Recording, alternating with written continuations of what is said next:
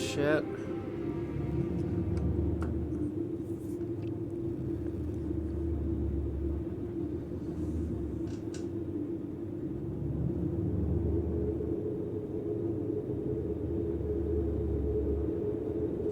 Stars, chat. And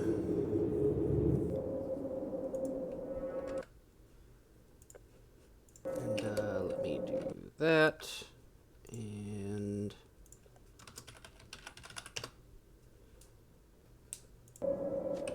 okay. How about you? You see a typical Arkham resident, tired and decrepit looking. She looks at you uneasily.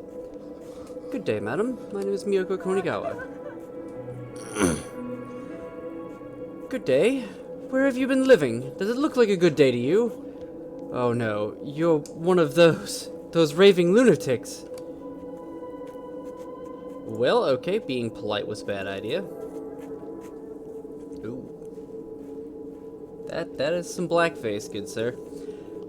You see a man who has blackened his face and hands with paint. He's performing some kind of pantomime show. He is unaware of your presence. It's not hard to see that beneath his ridiculous posturing, something is deeply wrong. The man's weary visage shows that he's been at this for a long time, and the exertion of staying in character is weighing him down. Hello? Are you alright? He reacts with comic surprise. His startled eyes show nothing but the shallow character he is portraying. Shrugs theatrically and begins another of his vulgar sketches. You're no longer sure whether this is a performance or the sole mode of existence for this bizarre fellow.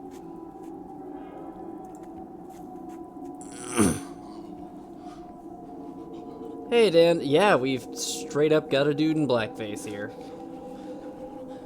Well, I mean, to be entirely fair to the Lovecraftian genre, Lovecraft was a flaming racist, too.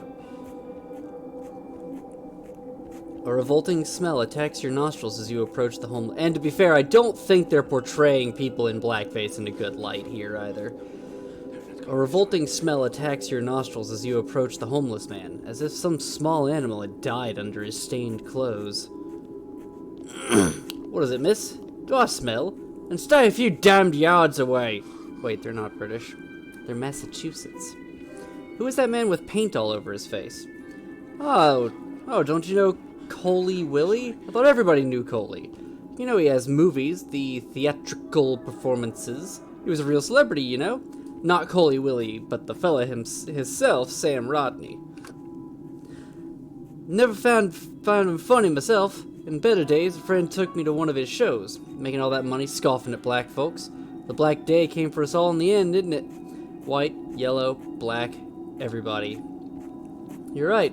It is shameful to call discrimination a performance. Well, he can perform as much as he likes now, miss. He's still putting on a show?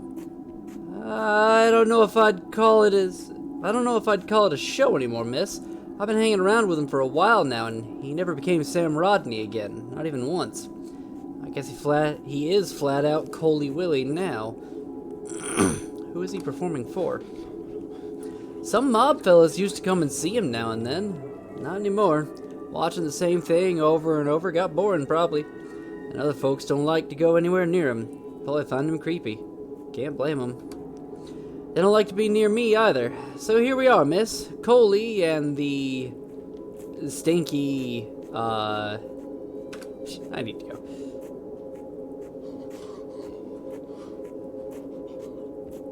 Let's see, did I search this? No, it's locked. That's right. And there's a random monster peeking out the side there. As the locals salvage whatever they could find of use, cultists turn this humble place of worship into an altar to their own depravity. So that's world map. Who are you? Just a person with a mask blocking the entrance. Okay.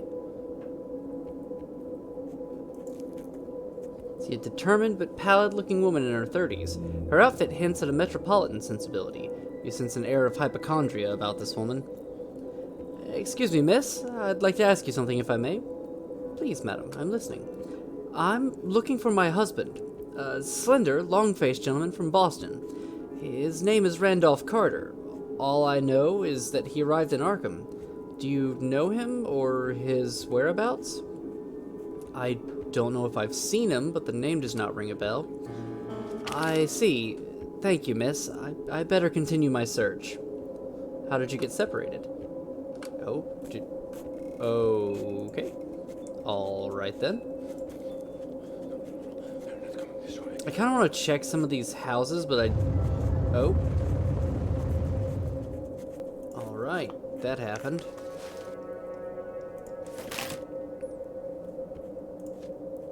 It's the undescribable chaos of the Black Day. These sagging gambrel roofs were buffeted by an apocalyptic storm of unparalleled force. It served as a cold and dismal haven for a group of orphan children. No. He might be real. Amidst the bleakness of Arkham, as black as a raven's feather, the playful side of these urchins offers a rare, enduring fragment of innocence struggling to cling to the putrefying roots of humanity.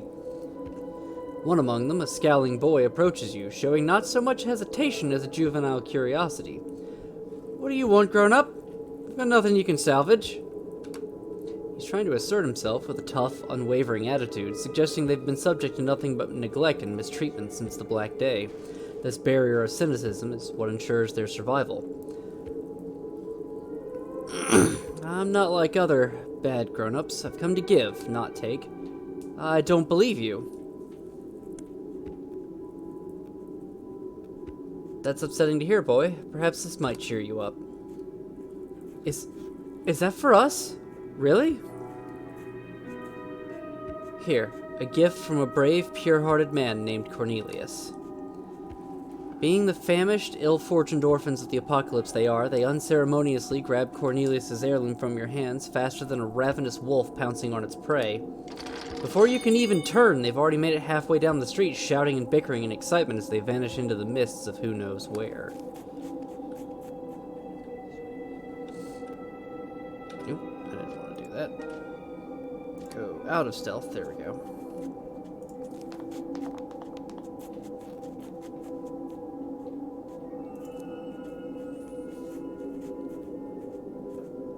What are you doing in Arkham? Ah, it is a long one. Maybe you can buy me a drink later, and I will share it with you, señorita. Eduardo Carnella goes to America. I'm getting that accent wrong. Small fisherman's son becomes big and rich. Hasn't happened yet. I guess that dream is over. Let's go.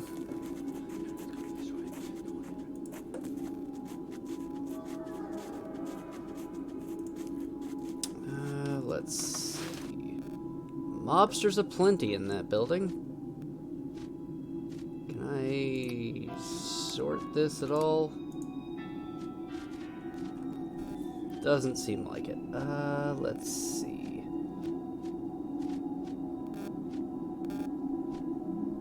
Get a little bit of whiskey. I could increase my sanity. Yeah, we're gonna use that on myself. Nothing happened. Awesome. How about you? How's your sanity? Doing fantastic.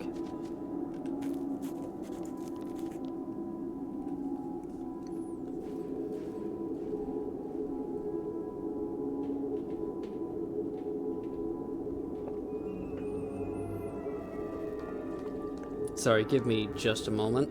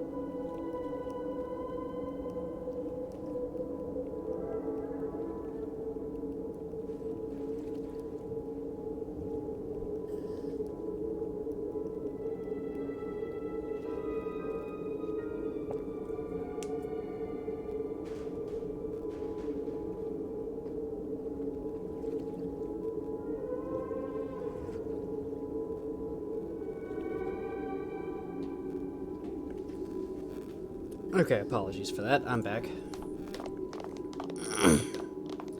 Time spent on that is going to bite me in the ass, probably.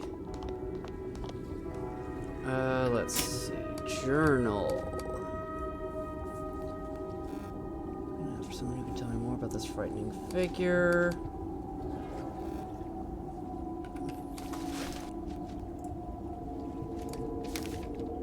Number 39, Main Street. That's 39. There is another 39, though. Hey, Hassan. Well, welcome to Eldritch Horror, my friend. What the fuck are you? You're not actually there. You are a part of my character's schizophrenia.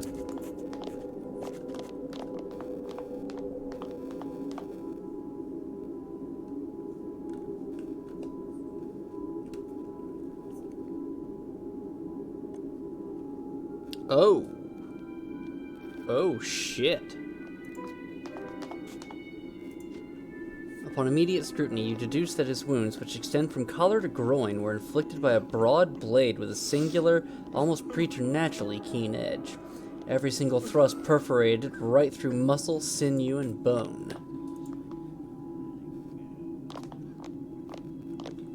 The Arkham resident is looking at the mutilated corpse as if hypnotized by the slowly burgeoning pool of blood that threads its way through the cobblestones of the doomed town.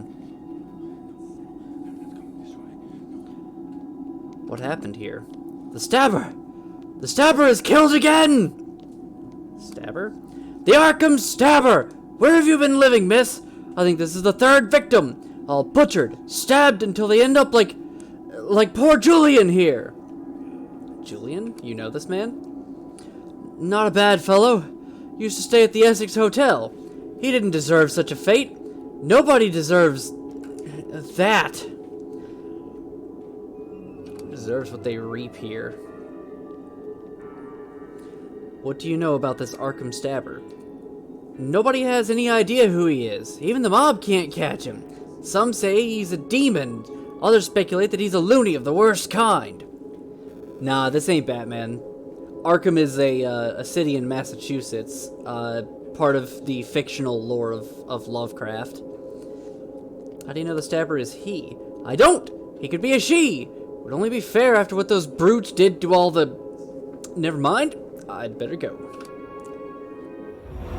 Oh.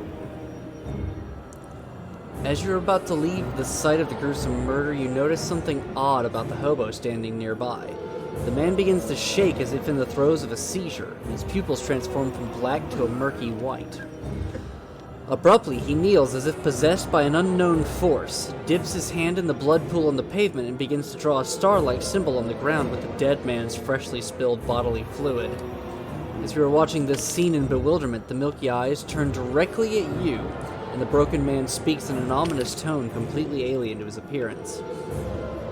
Your path crosses with the dead one. This simple flight of a soul will uncover more. Shit. Two of the mob's cannon fodder are speaking below their breaths. They seem unaware of your presence. Corley, it seems the stabber sent another fella to the big sleep. Should I bring word to the face? You get paid to be this dumb, Marlin? Does he seem like a man of the face to you? No, Corley. Then think about it. Is it really necessary to take this to the face ourselves? Don't you remember how bad the boss got when that gumshoe Wilkins failed to find that psycho stabber? Wilkins? You mean that fatso detective whose arm we cut off? The one staying at the eel? See? You can be smart when you need to. Then you must have been there when the boss got hot under the collar after that idiot Wilkins told him he couldn't find out who the stabber is. That was a lot of words at one time, Corley. Let me think. The boss got mad that day, uh-huh. So, do I takes the word to him or not? Marlin, I sometimes sincerely wish I was a fucking wall, you know? Like that one over there. A simple, unpainted, indifferent brick wall. A wall? Why is that, Corley? so I could simply be, without needing to comprehend your bullshit, Marlin. Look, I plan to not be around when the boss learns that the Stabber Psycho is still on a rampage. You better do the same. He's not one of us anyway, so who gives a crap? Let's beat it, Marlin. What the fuck are you looking at, sheep? Nothing, gentlemen. Well, this is not the Arkham Ball or some damned fairground attraction. You better mind your own business before Marlin makes you the main attraction. He may be my own personal tormentor, but when it comes to whacking the likes of you, he's a straight-up virtuoso, if you catch my drift. I was just leaving. A little bit of lag here and there still. The man abruptly comes to his senses and stands up looking puzzled. Seeing the state of his hands, he goes into a tizzy. What happened to me? Am I hurt? That's not your blood. It's not? Then why is it all over me? He begins to compulsively rub his palms against his dirty clothes as he stalks away.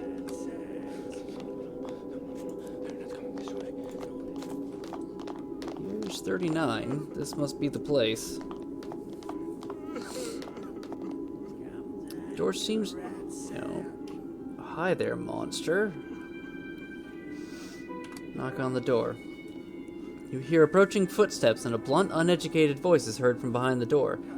Who's this? Mr. Fredkin is expecting me. Well, in we go.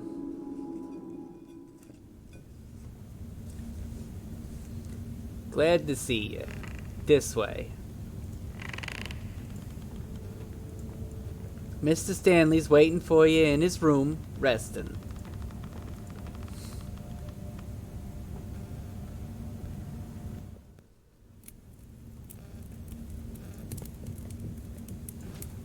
Jibbo's covered in disorganized heaps of cables, machine gear, electronic receivers, a microphone, and an odd glass case.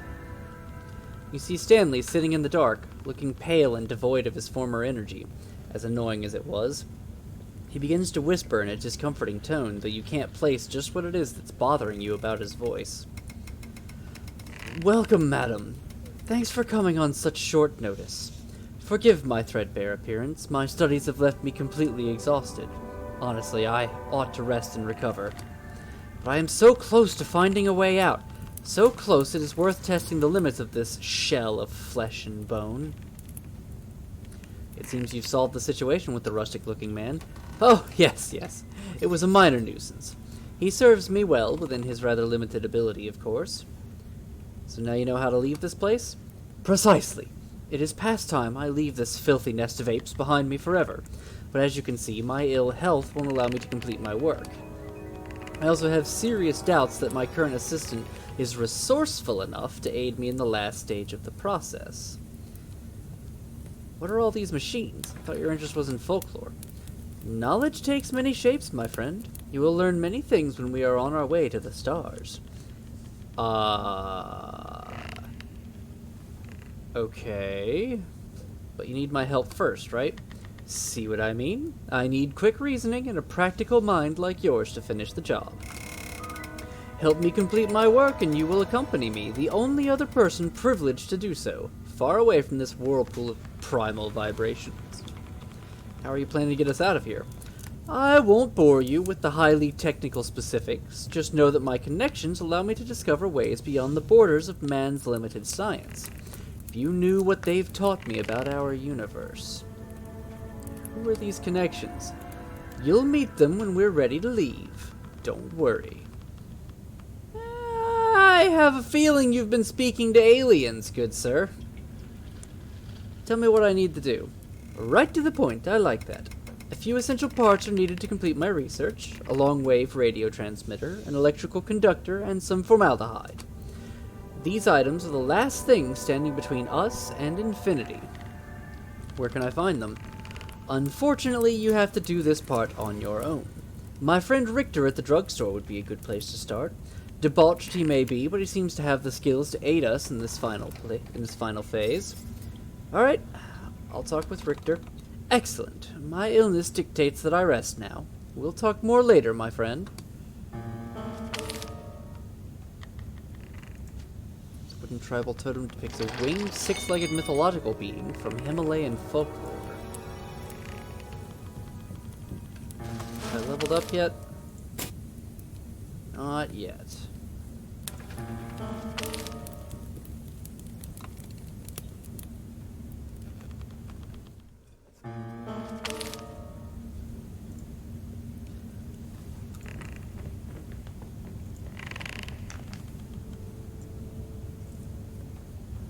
Ah, no lockpick.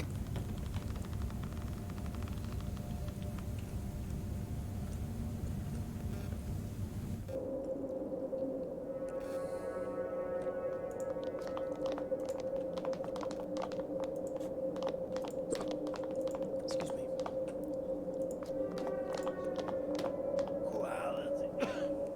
Although he looks like a living wreck with a lot of grease in his filthy hair, the man before you persistently advertises his merchandise, which looks more like trash to you, with an unfaltering energy. Welcome to Uncle Rathsack's shop of undiscovered treasures. Don't be shy, come closer. I have everything you need. You call this a shop? And among the best. Oh, you don't like my decorations? Take no notice of the packaging, girl. The goods it sells is what makes a shop. A shop! And Uncle Rathsack has everything you need. But this stuff is all junk. Look around ya! This whole place is a junkyard, so why not sell junk? You want to see some of my hidden gems? I have items here you won't find no place else. Okay, let me see what you've got. Let's see. Morphine shot. Let's get rid of the Schultz revolver and the wrench.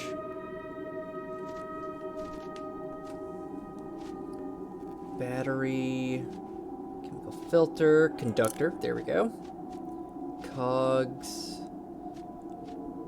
powdered cocaine, gas mask, handmade rattle. Kingsport folktales, rations, definitely want those. Some camping supplies would be good. Can of kerosene, a silver ring, 2 lockpicks, grab both of those. Swiss Army knife, Miskatonic diploma, brown suit, wooden boards, whetstone, magnifier, Molotov cocktail, all the things one needs. I need more 22 ammunition as well. Okay, we've got that. What else can I sell in here? Get rid of the camera, get rid of the crooked scales.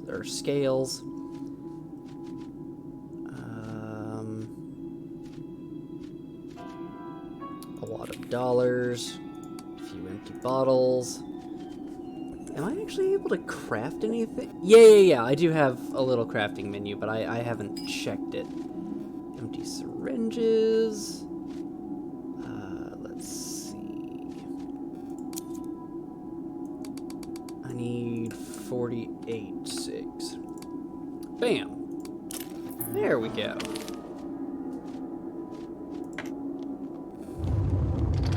Shit, another fucking thing. Oh, you disappear if I get too close. Nice. I consumed a ration, but that's okay. I still have food. Craft. Okay.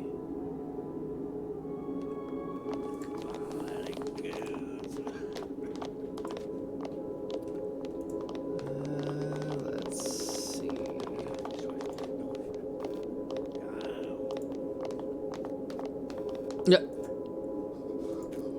Right, that's a man in a bear suit.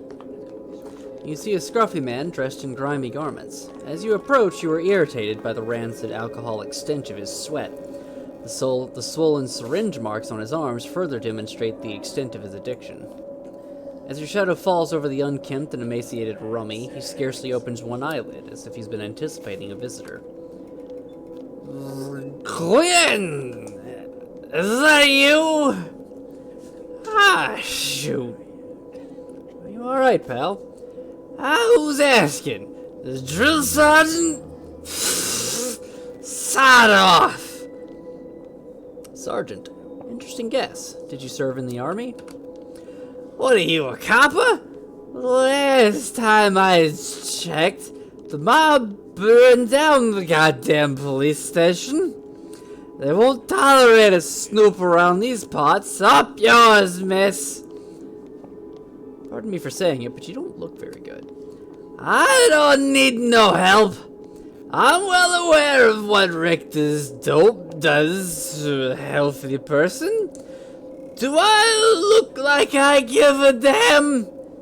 Speaking of Richter, what about him? Maybe you could bring me a shot of his morphine if you insist on bantering with this pathetic waste of a soldier. With my contacts, I can supply all kinds of dope, enough to last you a lifetime. But tell me what happened to you first. Quite the blackguard, aren't you? Now what the heck? I lost everything anyway. Might as well lose a few minutes to a story now. You just made a great decision. You're gonna hear from me again, and soon. You better! Otherwise I'll come searching for you, and there's gonna be hell to pay.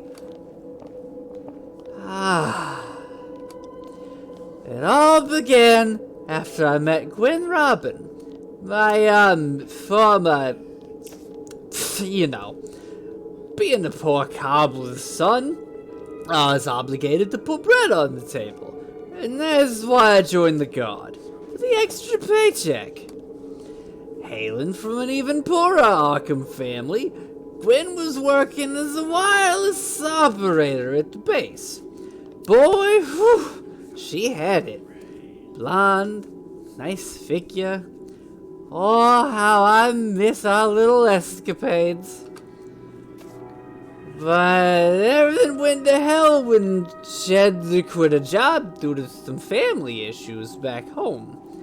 I was shaken and broken, but had to continue with my training, knowing not that the worst was yet to come. In the footsteps of the apocalypse. Cases of mass hysteria, arson, mass murders, power shortages, you name it. National Guard was called to active duty, and I was stuck being a full-time soldier. As I was getting to the end of my rope physically, Gwen's last letter proved to be the final blow. She said we had to break up, that she couldn't and never see me again.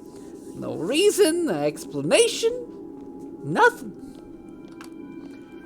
Old Jeremy Parsons died then and there, but despite the profound sadness I felt, I forced myself to see her again one last time. So I just escaped the base by hiding inside an Arkham-bound logistics truck.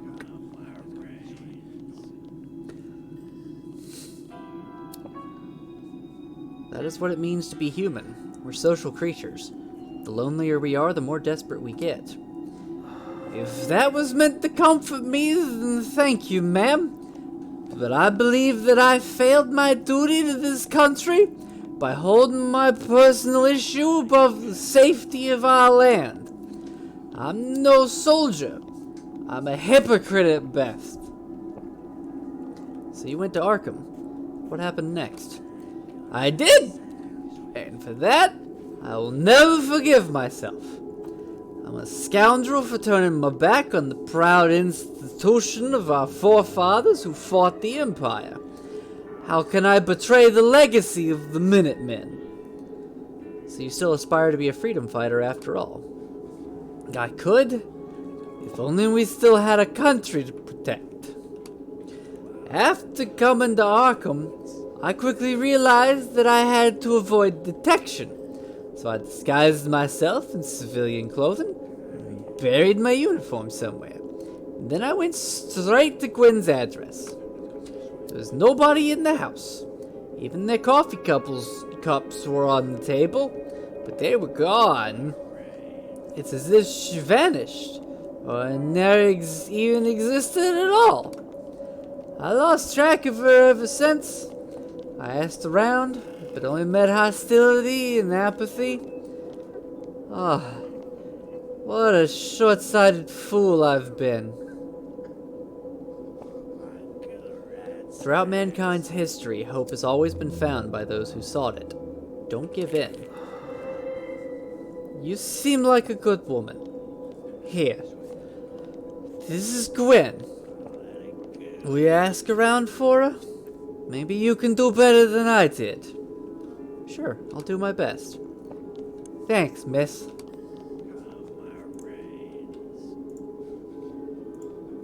Mob blew up the gates to keep it inside. Ah, interesting that.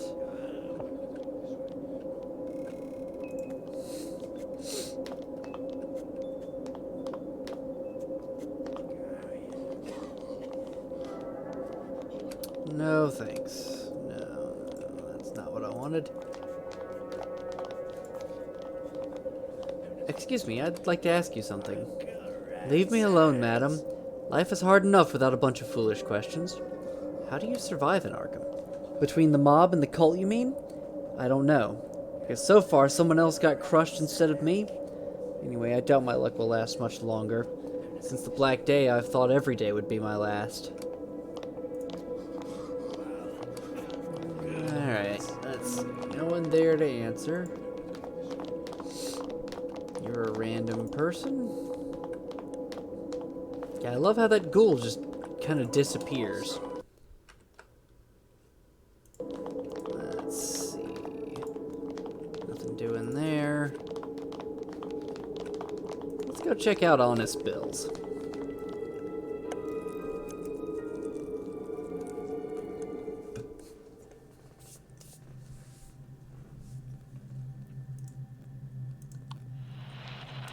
Huh.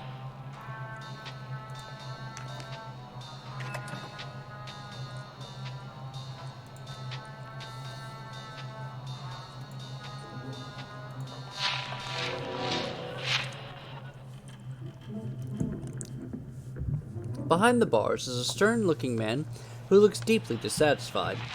Although he looks to be in his 60s, his presence invokes respect and fear. Say, are you here to buy something or just wasting my time? Who are you? Name's Joe Clemens. That's Mr. Clemens to you, doll. I am someone you shouldn't be curious about. Former jeweler of the Cortellinis, current fucking grocer of Arkham. An honor to meet you, Mr. Clemens. I did some small jobs for the Cortellini family. Excuse me. You did? Then you know what it means to work for a respectable syndicate. Now these guys, they were gangsters with class. Not like these fucking cannibals. You don't approve of Waxface's methods, sir? Doesn't matter. This is his game now. Enough about this. Now, you buying or should I ask Charlie to make you leave? Is Charlie the smiling blonde fellow? Charlie is the smiling blonde fellow who can fill you with more lead than you'd need to build a fucking boat. I'm buying. Ooh, you got a lot of bullets and a backpack. I can't afford the backpack right now, though. Or any of these awesome-looking guns.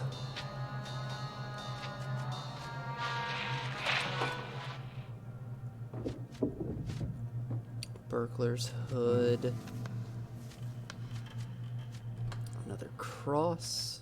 A cigar. More lockpicks. I have a feeling a grappling hook will come in handy later, but for now we're going to ignore it and grab some more rations.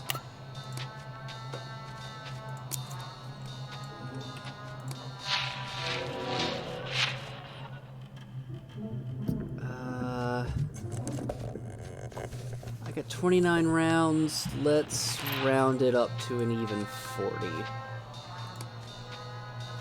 Yeah.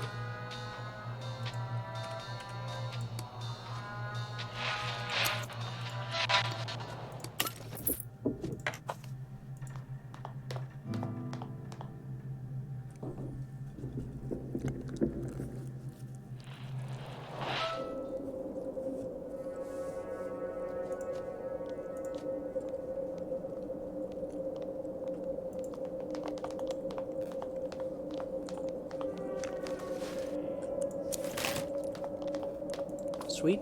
Another cigarette.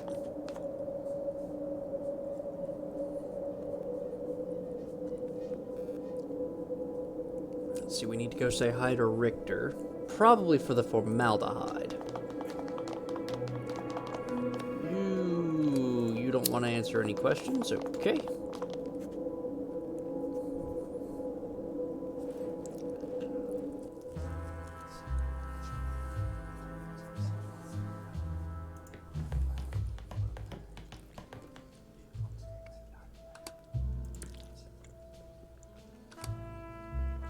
Do I seem like the fucking chitty chat kind of bartender, Cornuto? They say an old drunk opened the place after a dream of something 40 years ago. Satisfied? There's only one story you should know about this establishment now. Waxface owns the place, Marino runs the place. Happily ever after. Tell me about this Waxface. Not a smart question at all, Cornuto. Just remember he is the king on this side of the Miskatonic. He's the boss of the mob, the unseen imperator. He's the person about whom you should keep your mouth shut when his name comes to mind. Thanks for the advice. Now name your poison. Nah, I'm good. A bulky man with a missing arm is occupying one of the grimy tables of the Old Eel. It appears he is struggling to drink his troubles away, but the pain written on his face tells a different story.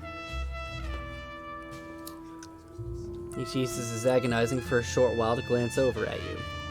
I mean no disrespect, but I have no plans to share this table. I recommend trying your luck someplace else. Are you Detective Wilkins? Well done! You found me. You must be a detective too. What do you want from me? I'm also investigating the Arkham Stabber. You're asking me the last thing I want to remember in this world? I lost my fucking arm over that psycho murderer! Get lost! What would change your mind? Do I fucking look like I want to discuss this? Do you know how this feels? The pain you can cope with if you're lucky, but the itching, the damned itching never relents. That's the real hell. Have you ever tried itching a part of you that ain't there anymore? I love the madness lines. That's good, because let me tell you something. You can't. Now leave me be so I can properly mourn over, you know, all the things I like to do with my right hand. Hey Salix, how's it going, man? Don't mind the shouting. I'm just portraying the good detective here. Maybe I can help you with your condition. What can you do? I've heard people calling this phantom pain. How can you heal a non-existent arm? What about finding you a wooden arm? You think I wouldn't be able to tell the difference, you buffoon? If you're serious about helping me, talk to Richter at the pharmacy. He's the closest thing we have to a doctor now, God help us. I'll be back. I didn't want to say it, Salix, but, yeah.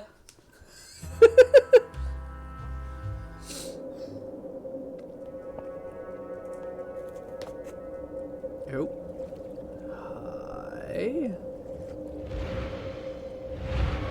Hi. Excuse you? Yeah, probably, Dan. I'll probably go until, like, 8:30 with this, and then we'll head over to Yakuza.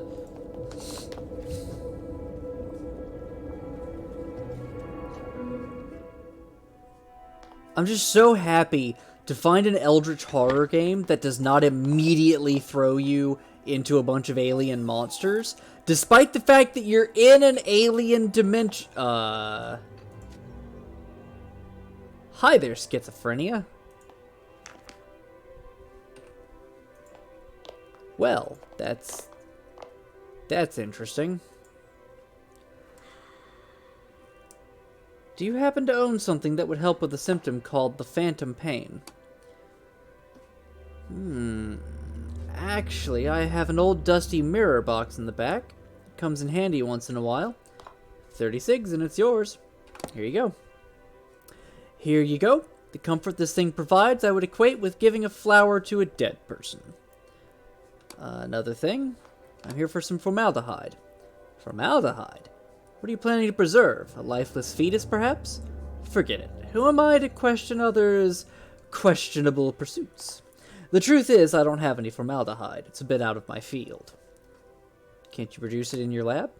Let's see. The main component of formaldehyde turns out to be methyl alcohol. And there should be a pretty high methyl alcohol output at the distillery because of that charlatan Wheat's crude distilling methods.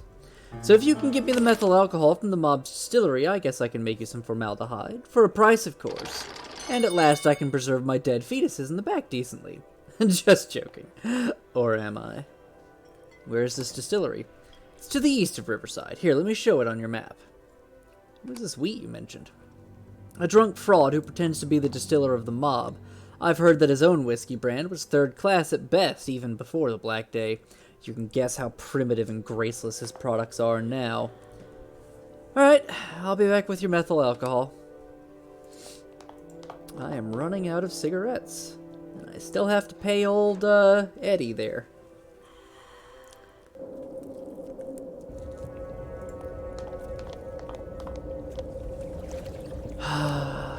Let's see, I can't save it without exiting. That's awesome.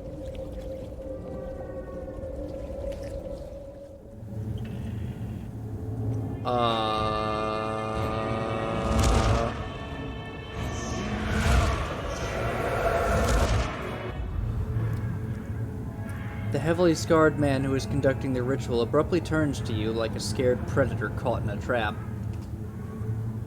Soon after, you come to realize this man must have been condemned to some kind of torture that ultimately crippled both his flesh and soul.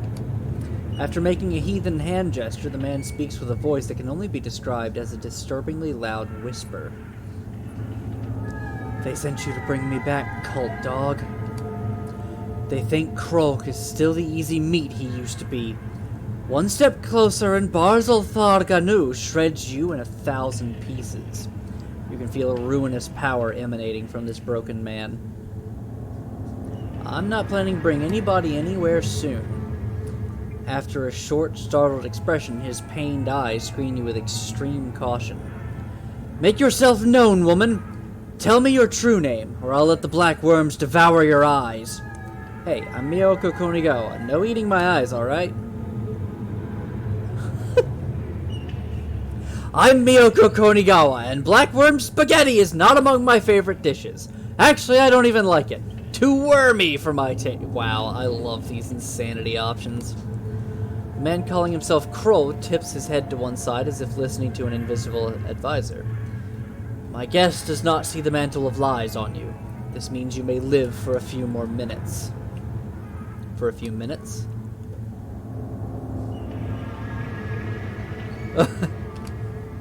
You think I would take the risk of letting you... Ah! Are you alright? I cannot let you go. No one seeing me on this side of the river may live. Can we find a situation where both of us live? I'm afraid not. I'm sorry about this, but... His attention is again caught by something unseen. I think I saw something when I entered the room. There may be a way. I'm listening. Barzal Tharganu knows an old curse. It is called Verba Derelicta. It was once used on spies and assassins as a precaution in case they get caught. The one who carries the Verba Derelicta cannot even mention the name of the caster, and if the curse is pushed to their limits, as in an interrogation, they simply... die. Do I have a choice? It was you who trespassed in our domain, and as your hosts, me and Barzal Tharganu have the final say. Cursed or dead? Come on, we can find another solution. In Mage's Latin, upon the touch of an ice cold drop right in the middle of your forehead, you realize the curse has been inflicted. And have I told you the spell is also quite quick to cast? But don't put on the sackcloth and ashes, my friend. We can be real allies now. And in time you may discover that a warlock and a daemon can come very handy in a town that's gone to hell. We'll see. I'm curious about some things, however. Do you have any idea what this statuette represents? Of course. That is a representation of Cthulhu, or the Grandfather as the cult calls him. The sheiks of the cult have been telling us they could feel its presence nearby. I even heard that a band of cultists actually saw His Majesty in full glory rising on the horizon. I also heard that when they were found, almost all of them were dead, with smiles of awe permanently fixed to their faces. And they tell that the surviving acolyte was saying just one thing: "Oh, beautiful doom."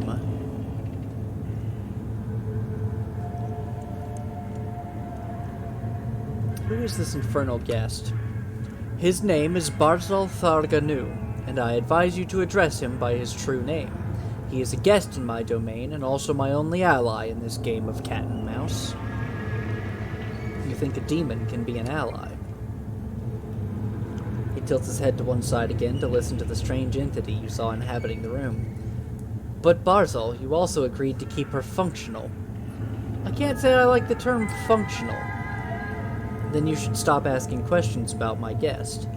You better leave. Well, goodbye then.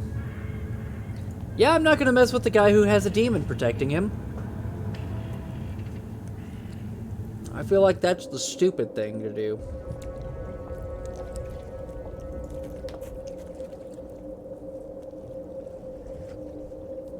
Let's see, what was it that I needed over here?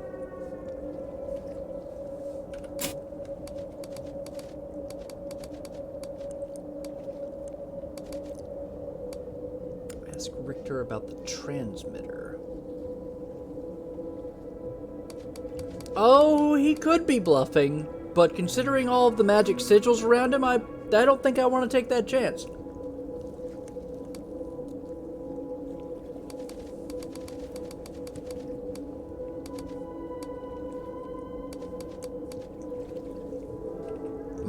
No, I remember what I was doing.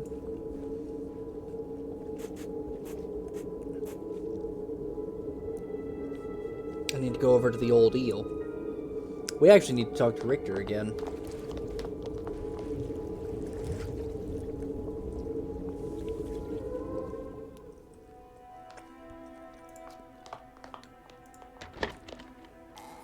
Do you know where I can find a radio transmitter? Transmitter. It won't be easy to find such a delicate machine part in Arkham. I would try the French Hill streets, though. I've heard a man called Dumitrescu resides there.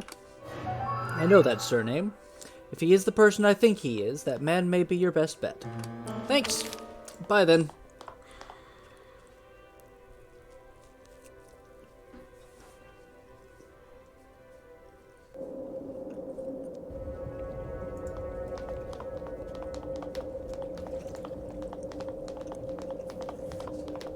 Alright, ooh, level up. Let's see. Ooh. Plus 2 to maximum sanity would be nice, but if I have anything that could help... There we go, supernatural defense. Yep, that's what I want.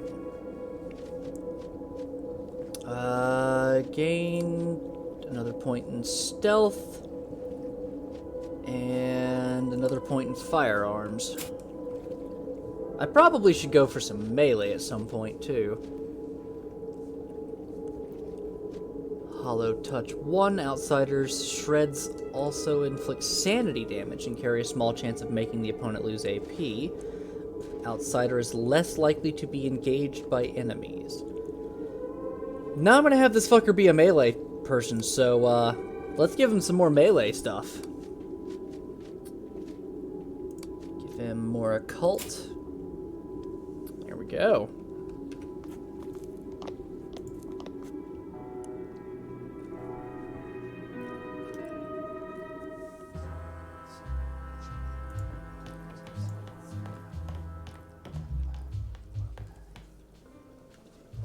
Have you found a way to make the pain go, or are you just stalling me off? Oh, this should help with your pain. Display a symmetrical reflection of Wilkins' intact arm.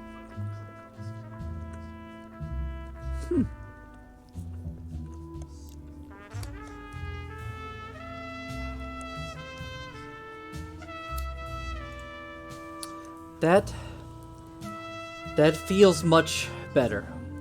The itching, it's gone. How strange that the brain can be deceived with such a simple trick. Thanks, miss. Much appreciated. You're welcome. Fire away. I owe you now. Let's talk about the Arkham Stabber. So you want to know about the Stabber. Your choice. You still got 4 limbs after all. When I was on the case, the Stabber was targeting mob members. And naturally, this got the attention of Waxface. If you kill the king's men, the king comes after you, right? The Stabber was a threat to his authority, somebody pissing in his backyard, so his men hired me to find the killer. He wants to preserve his image of invincibility. That's understandable. Look, you don't understand shit about that Good Samaritan, that bringer of law, unseen Caesar, whatever. With the victims. What were their names? Salvador and Abel, no one important. Clueless, fresh recruits for the mob, that's all. Then I looked into how they were killed, and that proved interesting indeed. The wounds all pointed to one thing, a sword, and a big one with a broad blade. Pierced those fellows dozens of times, until they were human colanders. Colanders, that's the word. I've seen a lot in this profession, but that was ferocious. How did you proceed after that? Now, don't get me wrong, lady. But in this business, even a small misinterpretation can mean punishment. And in Arkham, this punishment is almost always a horrible death. So for now, I'll keep what I know to myself. Come back when you have information of your own, and we'll talk more about these things, alright? What happened to your arm? I made the mistake of taking a contract from Waxface. Now what do you want? Every gruesome detail of the damned incident? Alright, I'll be back when I know more. I really like the sax player. And that he's kind of playing in time, too. Yeah, that's pretty cool. That's a nice effect.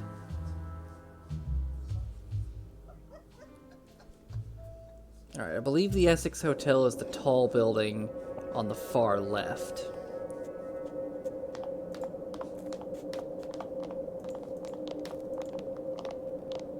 That's weird. Where's the transition?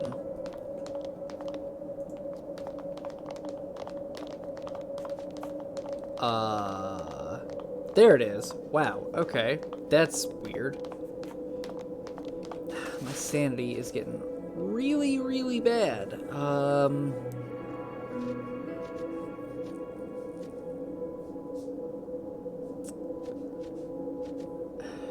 don't think I can do more out. Well, use it on myself.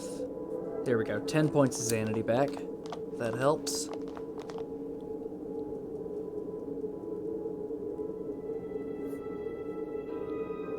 We got a whole hell of a lot of people watching right now. Hi, everybody. Hope you're all doing well. Yep, there's the Essex. Don't be suicidal. Does that mean not going inside? Because I'm going inside.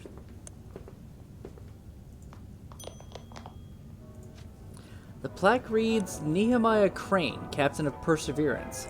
This captain's bronze likeness now overlooks scenes of reckless debauchery, in rueful contrast to how the pious man himself once set forth selflessly for the shores of the New World. A spruce man in his 30s is standing at the reception desk of the dilapidated hotel. From his well-groomed mustache to his sharp suit, he signifies self-esteem that's hard to come by these days. Bonjour, mademoiselle. Under more normal circumstances, I'd be delighted to welcome you to the Essex Hotel, one of New England's preeminent establishments.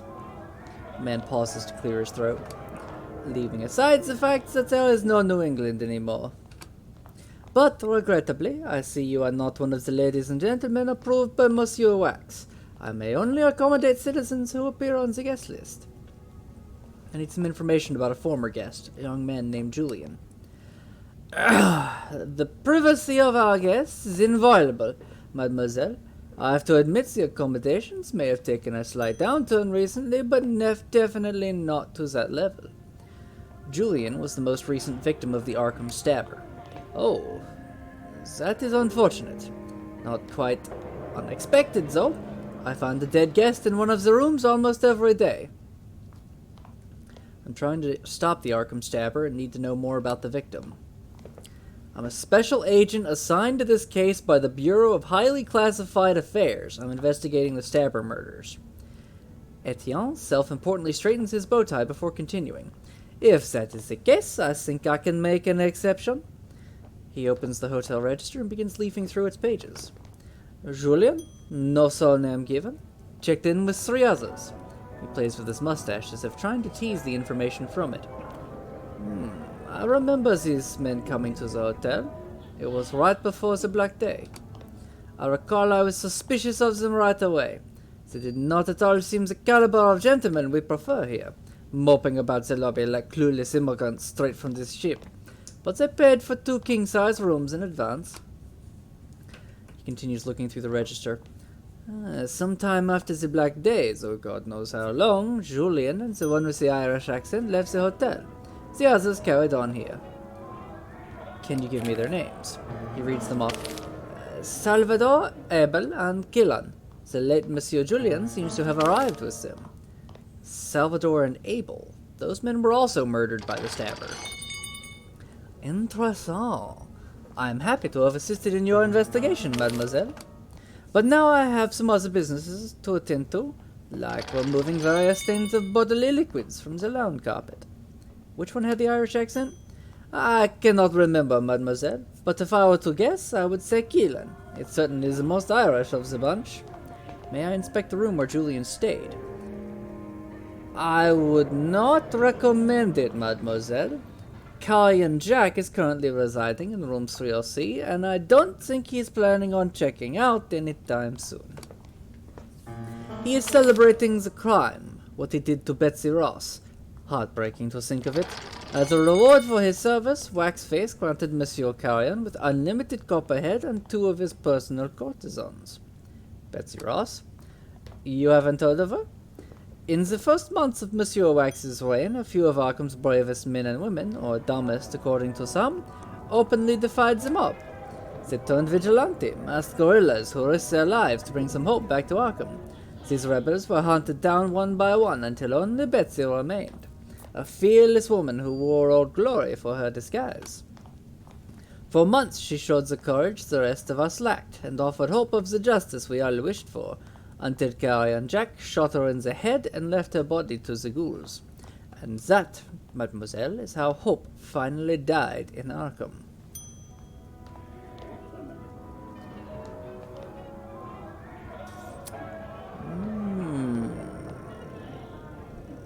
They may kill the individual, but they cannot kill the human spirit. I strongly recommend keeping such sentiments to yourself, mademoiselle. What is Copperhead? It's a special whiskey the mob produces. They put a live copperhead snake inside a full bottle, and the serpent bleeds its poison into the liquor while drowning. I know it doesn't sound very tempting, but they actually drink it, mademoiselle, believing it will make them manly or something. Definitely not a vintage any respectable sommelier would recommend. This Carrion Jack can drink plenty of it. Naturalmente. In fact, he claims to be the copperhead drinking champion. He is dangerously boastful about it. What are the names of those others you mentioned? Another thing. May I ask your name? I am Etienne Lafayette, the concierge of Hotel Essex. I have proudly performed this duty for more than 15 years. I also had to take on the role of manager after the unfortunate demise of Monsieur Phillips, and of receptionist. We are a little bit understaffed these days, as you can see. I see. What happened to the previous manager? Let's just say he chose the shortest route out of Arkham, mademoiselle. Rat poison, along with Madame Phillips and the little ones. I do not recommend it. There were, you know, the red bubbles on their lips, like a poorly blended parfait. Oh, really? Interesting analogy. You seem to take your job very seriously. Mademoiselle, do you know what is worse than a town doomed to extinction? A concierge without a hotel. The Essex is my life, and unless she kicks me out herself, I do not plan to abandon my responsibilities. That actually is a good way of staying sane in a horrifying time, is just drown yourself in work. How can I get on the list? I'm afraid I cannot answer this question, mademoiselle, for I do not know. They send a new list every once in a while, and I arrange the accommodations, but common traits of the guests seem to be excessive drinking, vandalizing hotel property, and every other type and combination of misconduct, including the occasional murder of other guests, committing ritual sacrifice, and so on. Perhaps you wish to participate in such endeavors, mademoiselle. I see. Seems the approved guests are not especially respectful of the establishment. We have seen better days, mademoiselle. This hotel and me, we've seen better days. Now what, within my humble powers, can I help you with? I think that'll be all, Etienne.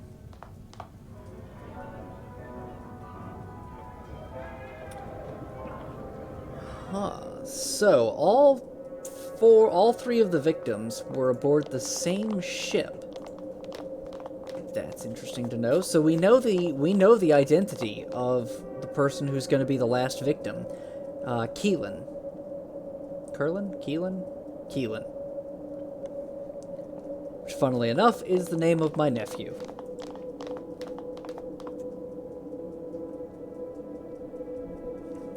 Let's go talk to the detective. I wonder if the detective is going to become one of my new partners. I have a new lead on the case, Wilkins. Julian Salvador Abel. It seems they came to Arkham together and stayed at the hotel for some time. That's interesting. Finally, we may have found a pattern. So these three came to the hotel together. The next question is, are they all dead? As far as I know, no. There's another one called Keelan. Then we can assume the murders won't stop until this Keelan fellow gets a few more breathing holes. Unless he himself is the stabber. Cannot rule out any possibility. Think about it. Riff-raff arriving from out of town, probably into some shady business, and when the deed is done, they turn on each other like rabid dogs. I've seen it happen before. Whatever the truth is, you should keep an eye out for this Keelan fellow. He may be the key to all this. Will do. What else have you got on the case? You know, I have to admit, you're not too bad at this. When you started asking questions, I wasn't expecting much, and that's why I kept my trap shut on my real leads. No offense, but I prefer not to point my finger at suspects, especially after seeing how brutal the mob can be. I know this is a bad habit. Work ethics can cost you an arm in this place. Now tell me about these suspects of yours. I had 3 good trails, but they all went cold. My first suspect was a redskin called Weado. The other one was a magician called Horatio, and lastly I had a witness, a mute girl. Tell me of this Weado. He's this crazy Indian who believes he's continuing the ways of his ancestors. Formed his own tribe in Dead Willows after everything went to hell, a shantytown of stinking tents. Weado is a savage son of a bitch, excuse my language, too eager to use his machete on anyone he defines as a white oppressor, especially mob people. Motive? Check. Potential murder weapon? Check. I'd pay him a visit if I were you, but you've been warned, lady. He's awful protective about his territory. He prefers to let that machete do the talking. Where's Dead Willows? It used to be a resort area along the Miskatonic River, full of white willow trees. Fancy place. You don't need to be a detective to guess why it's called Dead Willows these days. Yeah, I can't say that he had much opportunity, I agree. Like, not unless he came into town and did it. But it doesn't sound like he's got much interest to that. Tell me about Horatio. Horatio the Magnificent, they used to call him. I saw nothing magnificent about the man, though. Total wreck. He was pretty vocal about his hate for Wax Face. Suicidal, right? Horatio had all the motive to go after some mobster blood, and I know he uses old-fashioned swords in his shows. You know, the coffin and the blades and nonsense like that. Is he alive? Last time I saw him, he was staying in room number 203 of the Essex Hotel. Considering his suicidal tendencies, might be a good idea to get your ass over there in a hurry. Who's the mute girl you mentioned? Donna the Mute is what the other tunnel kids call her. She wasn't always mute, so I heard. They say she became like that after witnessing the murder of Abel. The eyes on that little girl. Looking at the same dreadful moment no one else could see. I tried everything, but could never get her to talk. Where can I find this kid? If you think you can do better, be my guest. She lives with the other orphans in the collapsed train tunnel in the northeast part of French Hill. Alright, I better go. I have a murderer to find. And you still have 2 arms, lady. You owe old Wilkins a drink, don't forget that. Good hunting.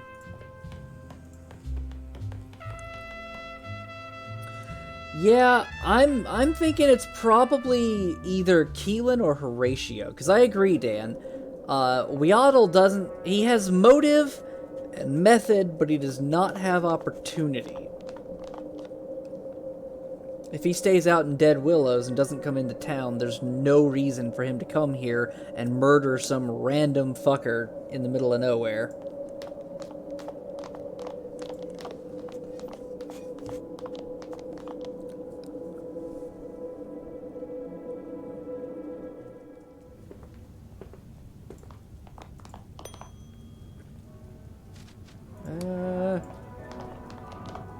Nope, we're going up to 203.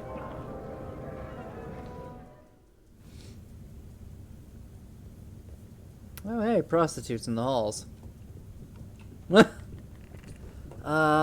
see. 103, 102, 104. Nope, we're going up this way.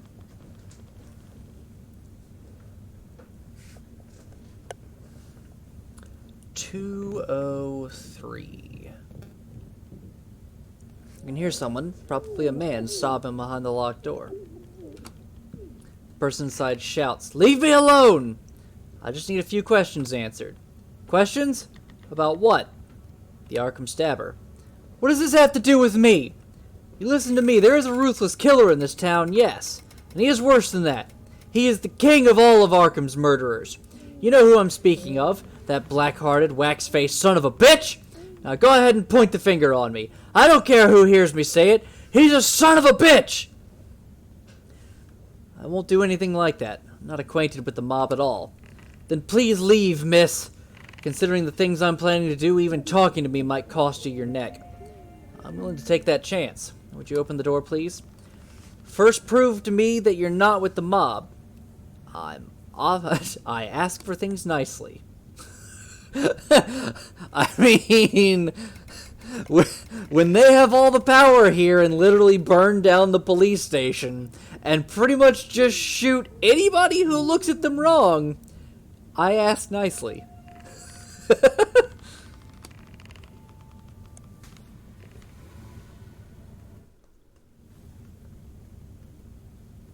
Hello, Horatio. You see a devastated-looking man in a wrinkled, stained stage costume. This must be the magnificent Horatio, or what's left of him. You're really not gonna kill me, right? Unless you try to kill me first. Such nice of you to mention the possibility, but not just yet. No. For a fragment of a second, you think you see disappointment flicker in his reddish eyes.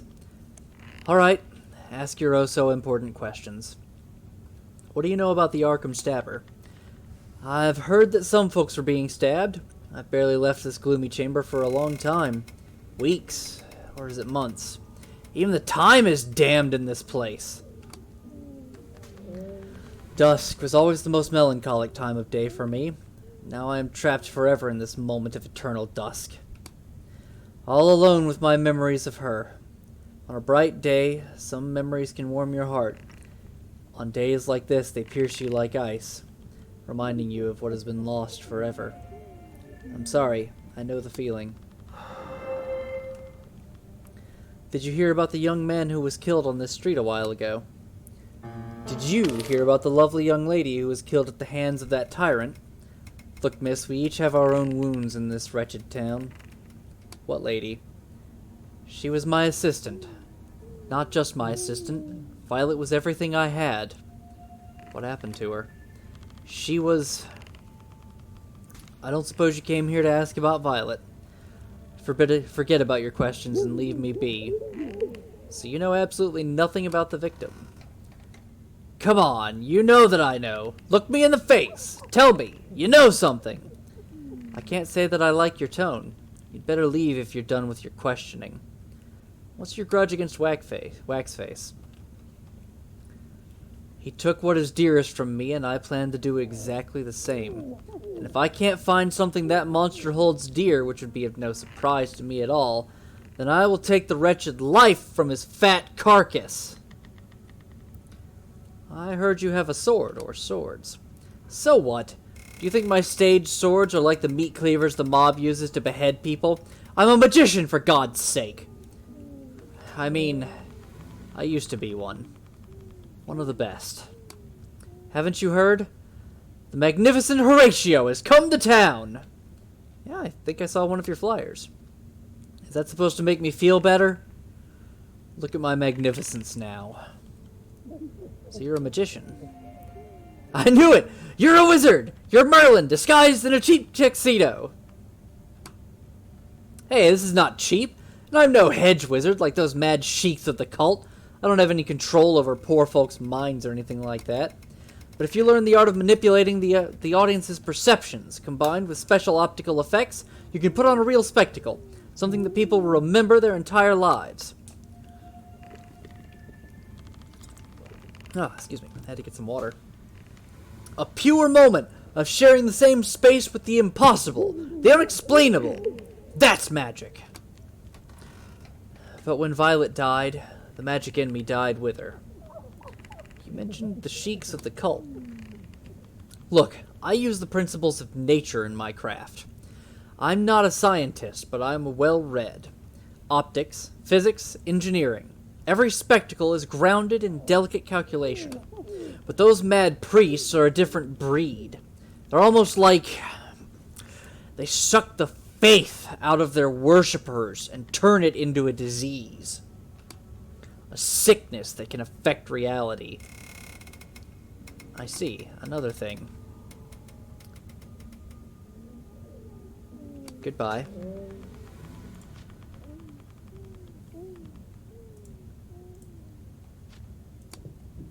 What am I...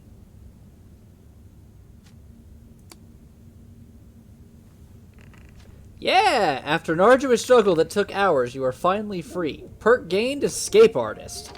Hell yeah! What does that do for me? Progression escapes can be made more easily. Nice. Deck of marked cards. I'll take those just in case. From the room window, the lifeless body of Julian the Stabber's victims is still visible. Although Horatio claims he is unaware of the young man's death, this certain view contradicts with the man's account. Your window directly overlooks the crime scene, and you say you never left the room, yet you saw nothing? I was sleeping. Horatio, this is serious. More people will die. I didn't see anything. I can still see his corpse from your damned window. Alright! I saw it! I saw how they ripped that young man to pieces! They? A swarm of shadows with black stingers that feed on the flesh of men! Why would you hide this information? Because they were strong and merciless, and they knew how to kill! They're as ruthless as that monster Waxface! Wait! There's more! I need water before I keep shouting like this. Give me a sec. Boy, I am glad there is nobody else in this house right now. You want to know everything, huh? When the shadows were done with that man, I stormed down the stairs to catch them. I shouted after them, but they never even turned to look at me. And I swear they flew away through the air. What were they exactly? How should I know? I've been ridiculed for these kinds of things all of my life. Spirits of some kind, but I could feel the hatred oozing out of them. It was like mine, maybe even stronger. You went after them? Only because I wanted them to kill Waxface. I would give anything to make him suffer like I did. My life, my soul, anything. Did you see where the shadows went? I might have. I just might. You asked me for the truth, and I told it. You took a chance on my retribution, so some kind of repayment is only fair. You know what I'm planning to do, and you're going to help me.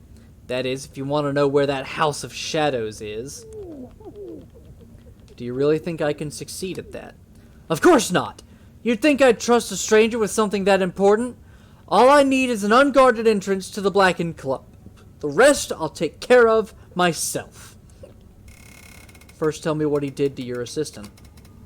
You're the persistent type, aren't you? I used to be the same before all these... Violet. She never wanted that show. Not one bit. A private show for the unseen Imperator himself. Who would want that? But I told her it would be good for us. He was the only authority in this chaos, after all. I thought if he liked the show, he would protect us. Foolish, wasn't it? Hey, everyone is scared in this place. You acted to secure yourself and Violet. No, I acted like a moron. I persuaded her.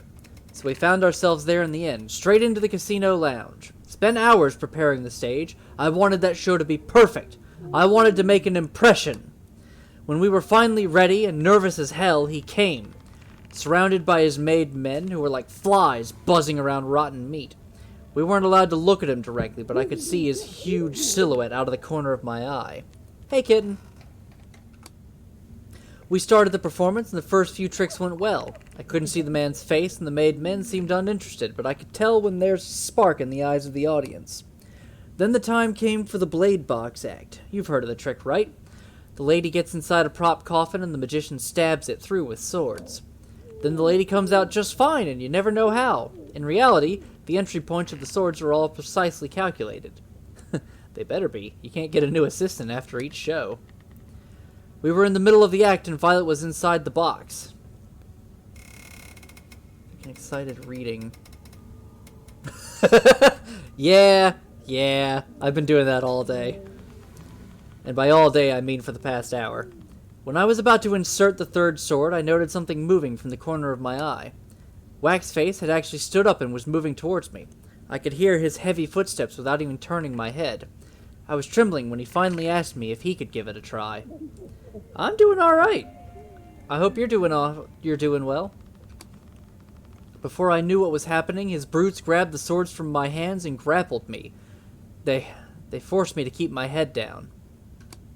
He started stabbing the box, shattering the wood savagely.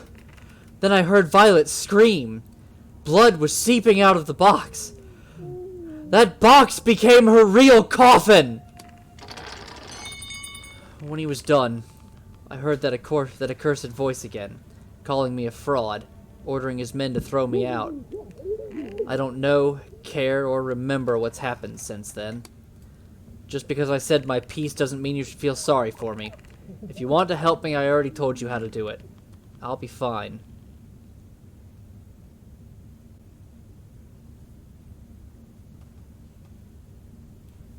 Oh, wow. Your aunt had a scented candle or something? Alright, I'll do my best. Good. The monster's lair is called the Blackened Club. It stands in French Hill. Just find a way in and return to me. You got it, dude.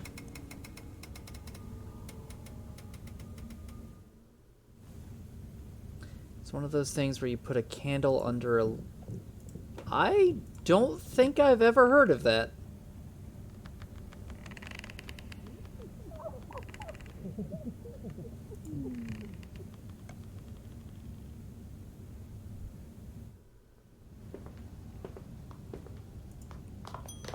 Yeah, I like scented candles myself, but I can only handle so much of them.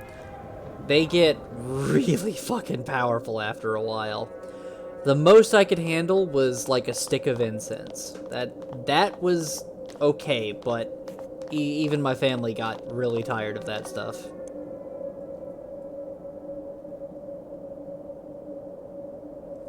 I wish I still had my incense burner now that I think about it.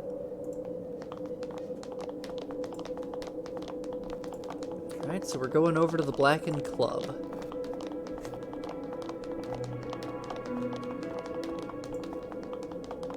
That place is still full of ghouls. And I'm wondering whether or not I can take it on. I doubt that I can take it on. Ah, pen. There we go. Gentlemen. This charred and decrepit palace, which once hosted many events and receptions as the Gentlemen's Club of Arkham, has been rechristened the Blackened Club by the surviving locals, and serves as Waxface's criminal fortress.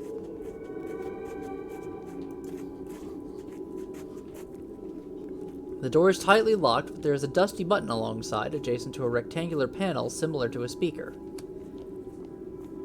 What do you want?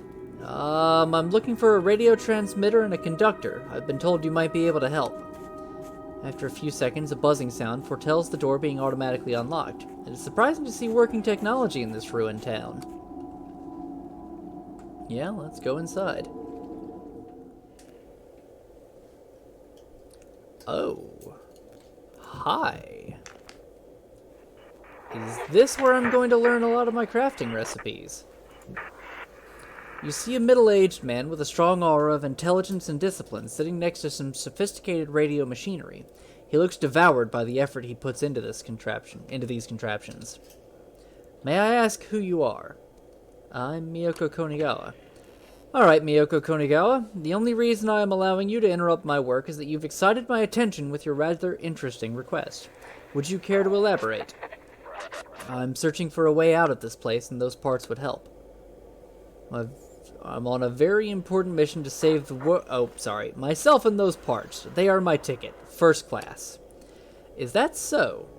Are you a woman of science, Miyoko Konigawa? No, but it is my best bet. I see. Many people out there have invented pitiful things, simply to have something to hold on to. I apologize, but what I am doing here has real value to us all. Will you help me with these parts? Very well, miss. Your direct approach also suits the constrained time frame of my work. I may have a spare conductor on hand, but the radio transmitter is another story. A story that I may also have a role in.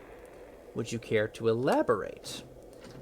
I placed an order for some radio equipment and other electrical parts not long before the event I now describe as a planar shift. After the disaster, I was as frightened and depressed as any other resident of this lonely town.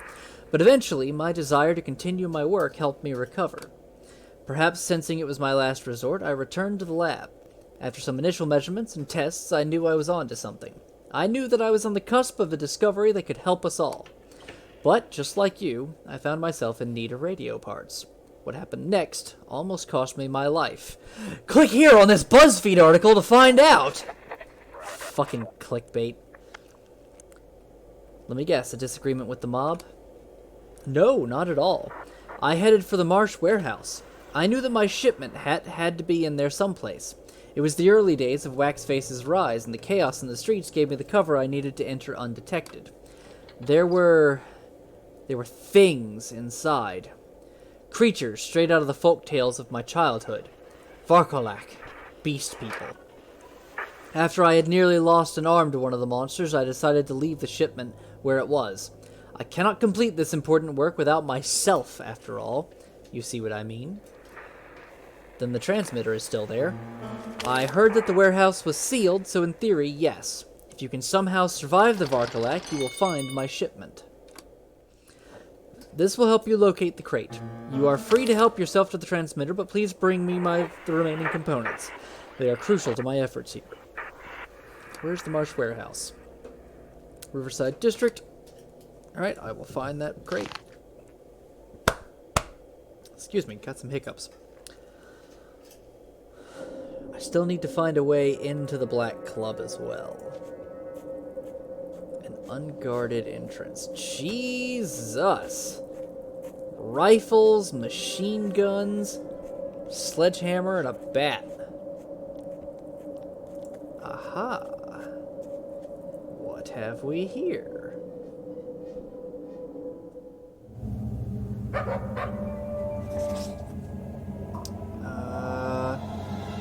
someplace that I can't see shit in, and I hear dogs.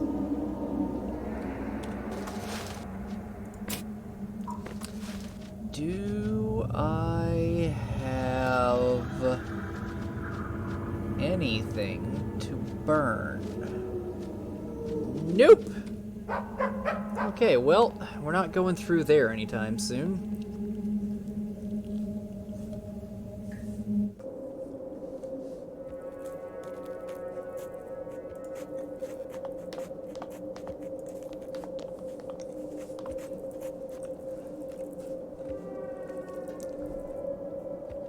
The wide open eyes of this little girl seems to be fixated on a distant spot.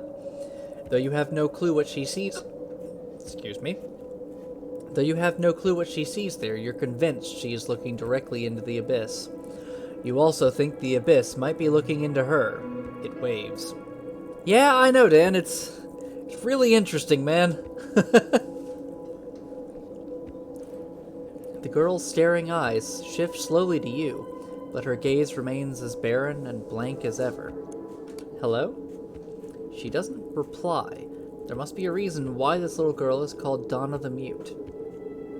Look, darling, I need your help on something. My sweet baby girl. We'll return to a not-so-distant past together, you and me. Look, miss, Donna don't talk no more. We told her, you know. We told her not to wander away from the protection of the Watchers. She didn't listen. Watchers?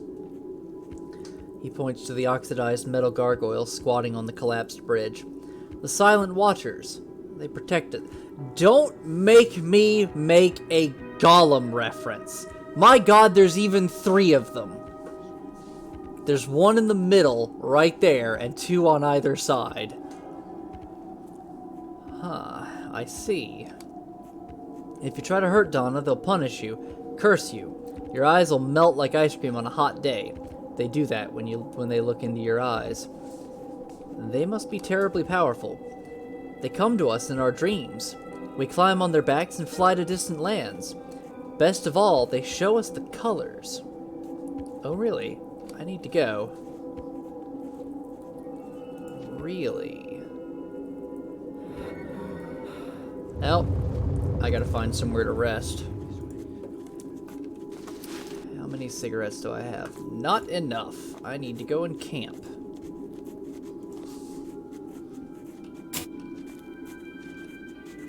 Let me see. So I'm exhausted, so all of that's down. I need mental resistance. That's gonna help me the most during this.